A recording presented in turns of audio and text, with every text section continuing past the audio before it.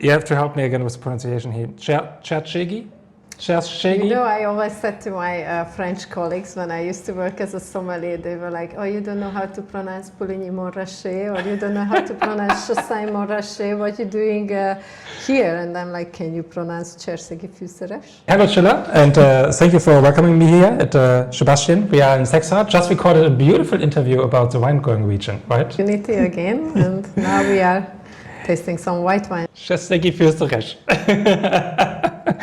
That is a great variety we are taking here today. I was kind of surprised to find it here. I mean, we are in a red wine region, 90% red wine plantation, and yeah, you also like said for the Szekszárd interview, yeah, we are not starting with white wine because, to be totally honest, we like our white wines. We planted them for a reason, but we mostly plant them for marketing and sales, right? Yes, exactly. To be a bit frank about it. Tell us about this variety. Why do you have it? Because it's quite rare, and why? To be honest, my brother's idea was to plant Cserszegi Fűszeres. He wanted to have a white wine in our portfolio to start a tasting with, for example. And I'm very happy that he has chosen Cserszegi Fűszeres because at least he has selected a local grape variety. Yeah. It's a cross of Traminer, which for sure you know, and Irsai Olivér, which is a Hungarian grape variety. So it's very aromatic. It will punch you in the nose, just like Sauvignon Blanc would do from New Zealand.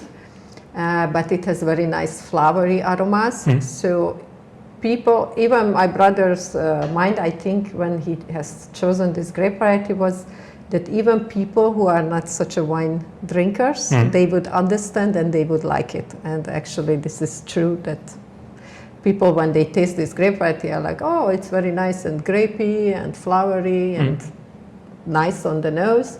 But it also has a nice freshness, which is very important. I like to say that acidity in white wines and even in red wines is just like lemon juice in lemonade. So you would not drink water with sugar, but if you add the freshness, then it tastes much better. And in our case, when this is a wine region with very warm weather conditions, we really need to make sure that we can keep the freshness in the wines. And Cserszegi Fűszeres is definitely one of the grape variety which can retain its freshness very well.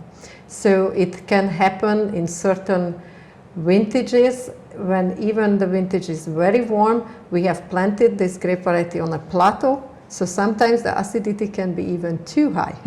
Interesting. Okay, so Cserszegi Fűszeres, does this mean anything? Also, of course it means something, but what does it mean in English? But Fűszeres, I think what is easier to understand, which means spicy. Cserszegi is Cserszeg, Cserszegtomaj, where it's related to the person who has invented this cross. It's interesting because now you said Irsai Olivér is part of the blend. I mean, it immediately hits you in the nose, as you said, right? I mean, really like lovely perfume. There is the Traminer really comes out nicely with the lychee, this classic like lychee perspective. But it's not overpowering. Not overpowering, more subtle than like classic Gewürztraminer. Irsai Olivér is a high yielding variety, if I'm not totally like incorrectly informed. So I also like expect this to be quite vigorous and bringing like good yields. Yes. Oh, okay. Yes, we grow around 2 kilos per wine. 2 kilos per wine. To get this wow. style. Okay, good. And this also like comes hand in hand with probably not too susceptible to diseases, quite resistant in the vineyard. Or? It's quite resistant. We don't have much issues with it, and we can harvest quite early. Which helps us as well to focus on the red grapes. And yeah, actually we do the harvest by hand, and fermentation is happening in stainless steel tanks on a controlled temperature to keep its freshness.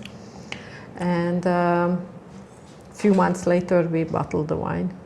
We do have a sparkling version as well, because people really like when it's slightly sparkling. It also enhances the aromas, so that's a little bit more intense on the nose than this wine. And we have the still version of it. I find it kind of very nice and delicate on the palate. Actually, it's kind of interesting. Gives me a little bit.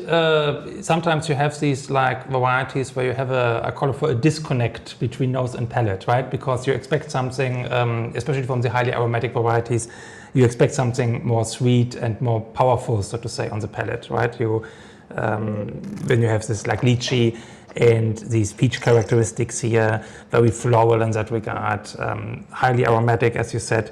But then on the palate, it's actually like fairly shy and good acidity structure, but medium plus acidity, so not too high. Everybody can join the table or the conversation, right? But it's nice and grapey. Exactly. I think on the palate, refreshing. It's more like grape juice. Yeah.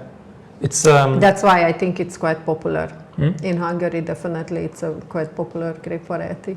But still not, there's not so much plantation of it in Hungary, right? It's still considered a rare grape variety. Or no, I would not say it's rare. We do have a lot of Irsai Olivér, but this is also quite a popular grape variety, especially at the Great Plain.